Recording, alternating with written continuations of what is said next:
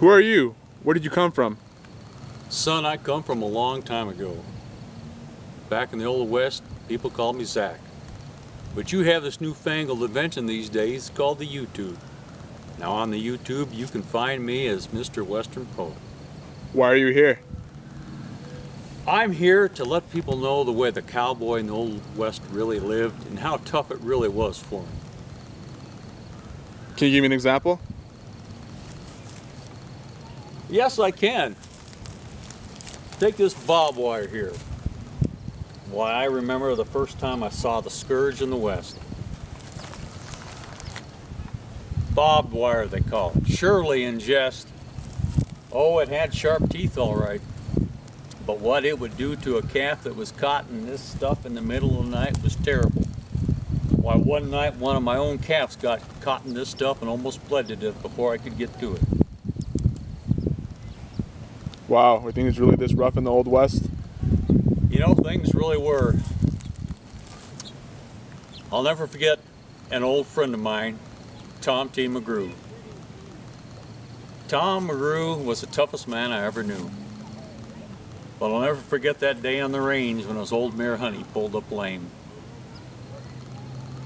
Well, he reined her in and removed off the tack, and he looked at me and softly said, "Zach, help me lower her down." Well, we lowered her down until she laid on the ground. And then he reached in his saddlebag and pulled out some oats. He gave her a handful. He patted her neck. Then he drew out his colt. You know, son, I never saw old Tom cry. I never thought I would. There he was with a tear in his eye, and I understood. He aimed the gun her way, and I heard him say, "Goodbye, honey. Thanks. You did good." Must have been really lonely. You know, it was. It really was. You know, I'll never forget that last Christmas with Beth. I just cut down our Christmas tree and I was pulling it through the yard.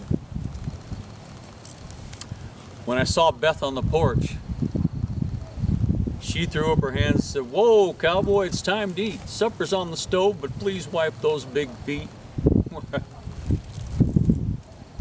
I could see, thank God, her spirit was still good, but I could also see in those poor, tired eyes of hers that she understood what old Doc Higgins had to tell her about 3 months ago was true. Well, it was Christmas Eve, so we put up the tree right by the fireplace next to the chimney.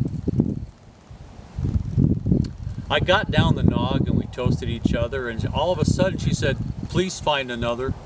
That's what I want you to do." And I said, "I'm sorry. That's something I can never do, because I only love the best of the best, and the best of the best will always be you."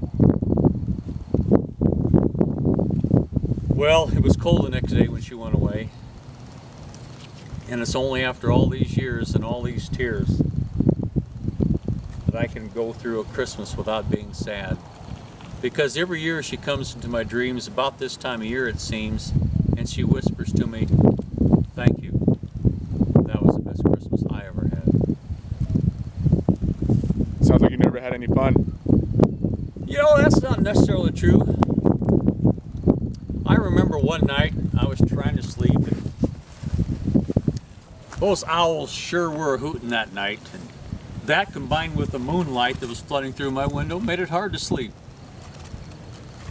So I went outside on the porch to wait for the sunrise. You know, I got lost in thought, and I decided, you know what? I think I shall contemplate that mystery that I've wondered about since I was 3. Why does the sun rise? And it finally dawned on me. You know, son, it's time for me to go. I've stayed here long enough.